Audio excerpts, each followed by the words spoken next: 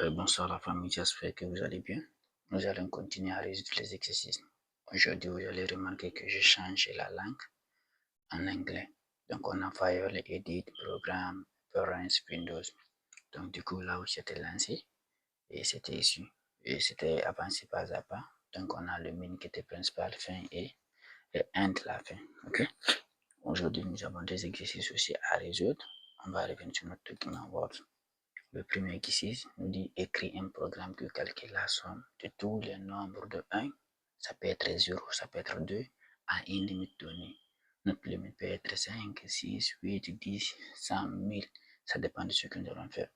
Donc, on va essayer de faire notre algorithme, parce que ça, c'est un algorithme. Tous ces exercices, ce sont des algorithmes qu'on demande de faire.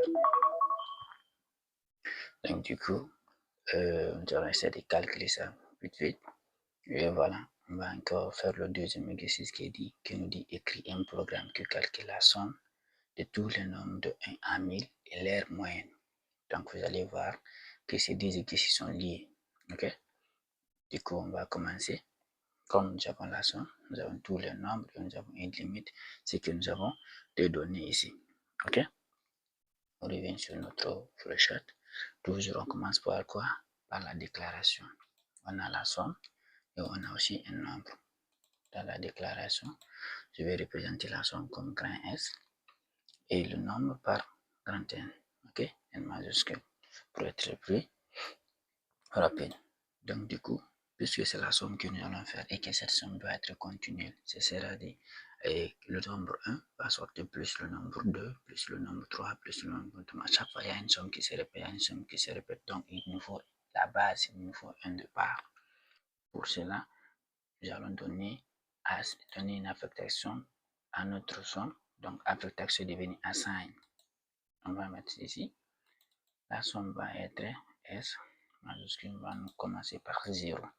Parce qu'à chaque fois qu'un chiffre vient, ça doit s'ajouter au premier chiffre qui est là-bas. Donc, ça devient, on a la somme 1, somme 2, somme 3, somme 4. Donc, notre première somme, c'est 0.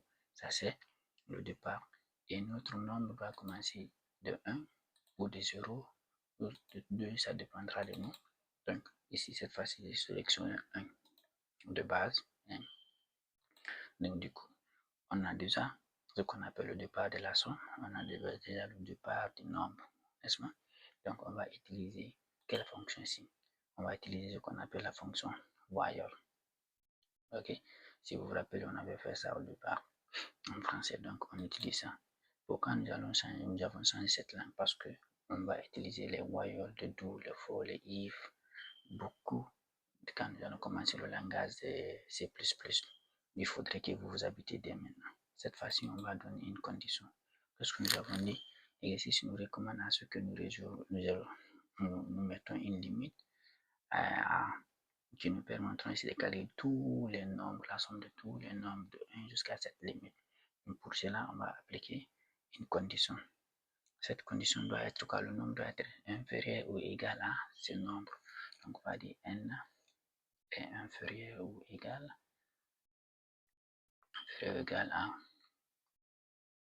à 1, ce nombre. Donc on va donner une limite quelconque. Moi je prends 10, toi tu peux prendre 20, tu peux prendre 30, tu peux prendre 5, ça dépend de toi. Ok? Voilà, ça c'est la condition. Maintenant, si c'est vrai, si cette condition est respectée, la somme va se répéter plusieurs fois, n'est-ce pas? Donc pour cela, on va encore donner une autre affectation qu'on appelle assign again. Donc, somme S sera égale à combien? À S plus le nombre qui va venir, N. Pourquoi S plus N? Parce que à chaque fois que le premier nombre va venir, on a 1, plus le deuxième nombre qui va donner 2. Donc, il y a une somme, il y a une deuxième somme. Donc, le nombre aussi augmente. Parce qu'à chaque fois que le nombre augmente, la somme aussi augmente. Donc, c'est pourquoi on dit S, ça va donner 0, comme calcul de 0 plus 1, ça va donner 1. Et la somme va devenir 1 maintenant. N va aller à 2. 2 va revenir, ça va donner 1 plus 2, ça va donner 3, la somme va devenir 3. Donc, c'est cette répétition qui se passe ici. Donc, on a cette condition.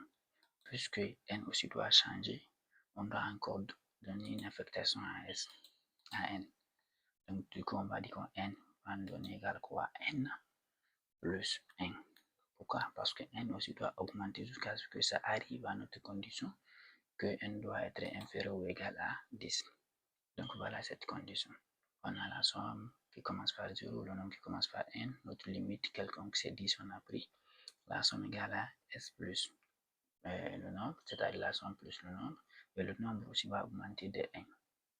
Ok? Du coup, qu'est-ce que nous allons faire sortir?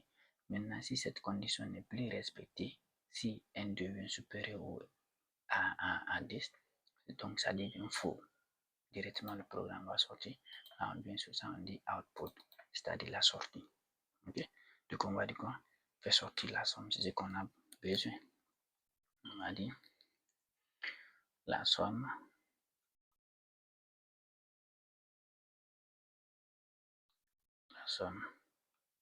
est des points.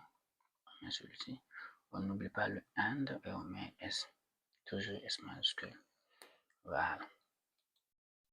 Ici, on n'a pas besoin d'entrer quelque chose. Dès qu'on lance le programme directement, ça va sortir. Et voilà, on va lancer. Donc, on dit quoi? La somme de tous les nombres, ok, de 1 à 10, ça nous donne combien? 55. Et si vous vérifiez, vous allez voir, vous allez avoir 1 plus 2, ça donne 3. 3 plus 3, ça va donner 6. 6 plus 4, c'est comme ça. Donc, c'est ça un peu. Et je vous remercie d'avoir regardé jusqu'ici. On va essayer de continuer à résoudre des exercices.